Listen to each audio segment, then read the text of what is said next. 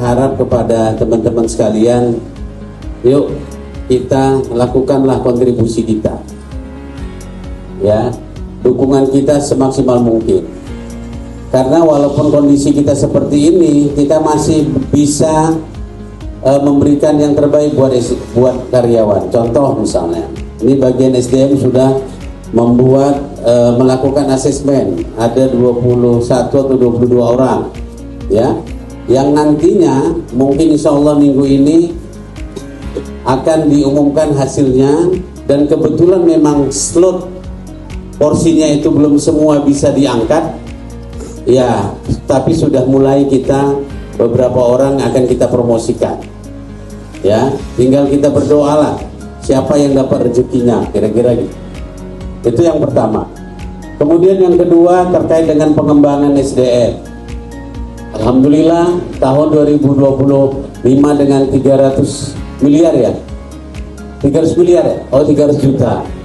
Dengan 300 juta itu kita masih bisa melakukan pendidikan buat pengembangan karyawan, baik itu yang namanya sertifikasi maupun pendidikan dalam hal meningkatkan kompetensi. Di tahun 2026 juga SDM telah mencadangkan 600 miliar ya, 600 juta. Saya agak keluh membilangkan juta, sekarang lebih terbiasa dengan miliar. Karena targetnya kan triliun, gitu ya. Jadi, supaya dibiasakan ini. Ini bukan Asmi. Ini bukan sekedar cakap, tapi ini mau dibuktikan ini. Gitu ya Asmi ya. Nah, kemudian juga kita kemarin telah melakukan sedikit memberikan best employ gitu ya, best employ kepada karyawan ya. Kalaupun si Tom ini belum dapat, ya memang cemana modelnya pun belum cukup, kira-kira gitu, best employ ya teman-teman. Tapi dia telah memberikan kontribusi loh terkait dengan dashboard, walaupun ini komitmen kita untuk menjalankan dashboard itu.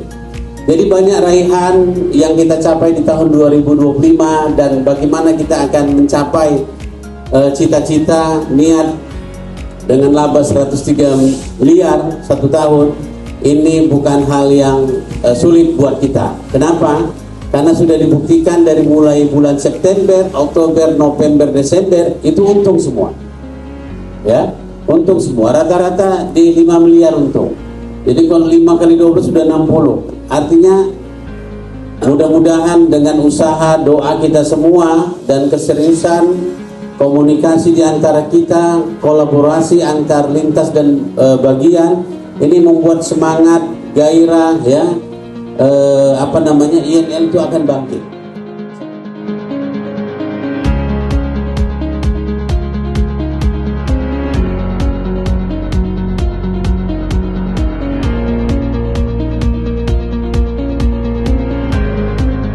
Nah, apa yang terjadi sebenarnya di INL?